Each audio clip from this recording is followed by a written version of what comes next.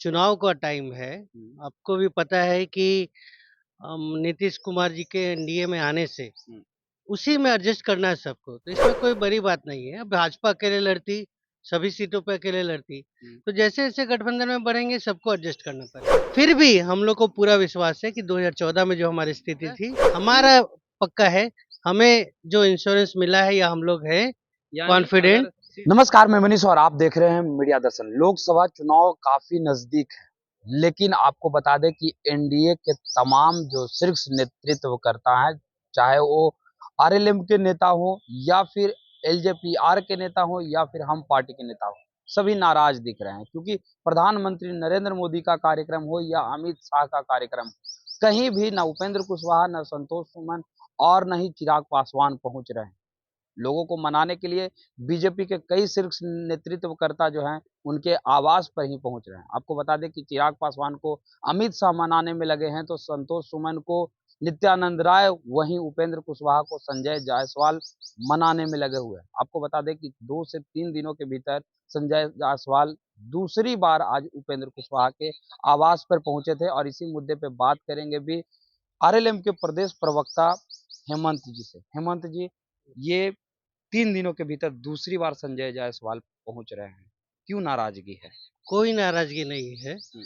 संजय जायसवाल से पुराना संबंध रहा है, वो भी सांसद थे, हमारे नेता भी सांसद रहे हैं। चुनाव का टाइम है। हुँ। आपको भी पता है कि नीतीश कुमार जी के एनडीए में आने से हुँ। उसी में एडजस्ट करना है सबको, तो हुँ। इसमें कोई बड़ी बात नहीं है। भाजपा अकेले लड़ती, सभी सीटों पे अकेले लड़ती, हुँ। तो जैसे-जैसे गठबंधन में बढ़ेंगे सबको एडजस्ट करना पड़ेगा। हुँ। नाराज़गी कहीं नहीं है, सबका अपना-अपना काम है, अपना-अपना काम कर रहे अगर हैं लोग। नाराजगी नहीं है तो क्या प्रेशर पॉलिटिक्स है? क्योंकि अगर बात की जाए तो नरेंद्र मोदी का कार्यक्रम हो या अमित शाह का कार्यक्रम हो, उपेंद्र कुशवाहा कहीं नहीं पहुंच रहे हैं। देखिए भाजपा का है वो, एनडीए का कार्यक्रम नहीं है। माननीय प्रधानमंत्री जी का कार्यक्रम था, लेकिन वो भी एक सरकारी कार्यक्रम था, हुँ। जनसभा नहीं था। हुँ। और जो लोग भी वहाँ मौजूद थे, कहीं न कहीं हुँ।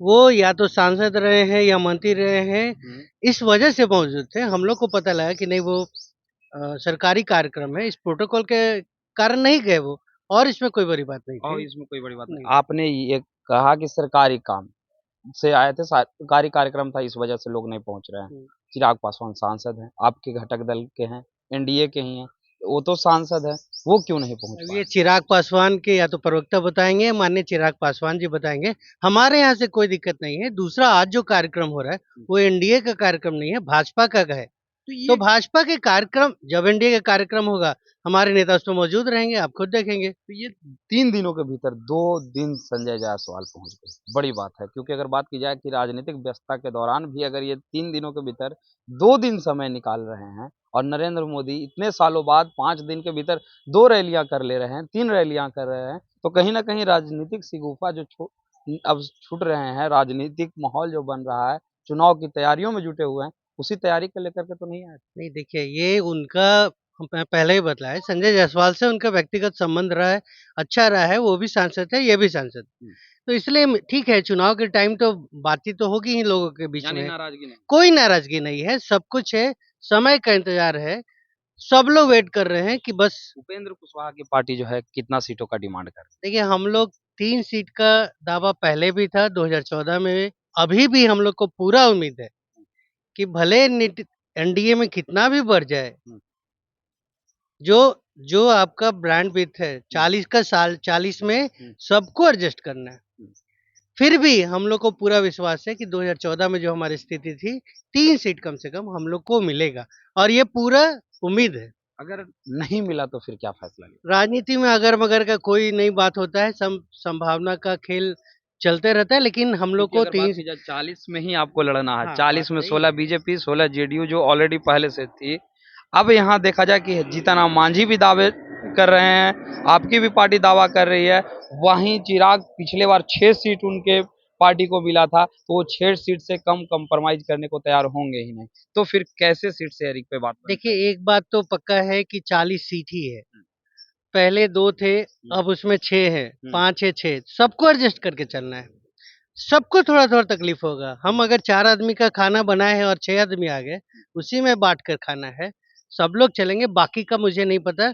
हमारा पक्का है हमें जो इंश्योरेंस मिला है या हम लोग हैं यानी कॉन्फिडेंट। अगर सीट से कंप्रोमाइज भी करना पड़ेगा तो करेंगे, लेकिन देखिए एनडीए के साथ ही रहेंगे। एनडीए के साथ हम लोग हैं, आगे भी रहेंगे। और जो रहा सवाल सीट का, तो वो बड़े लोग जो बैठेंगे, ऑन द टेबल बात होगा, क्या डिसीजन निकल के आता है, बस 2-3 दिन का बात है, फिर देखिएगा जैसा होगा।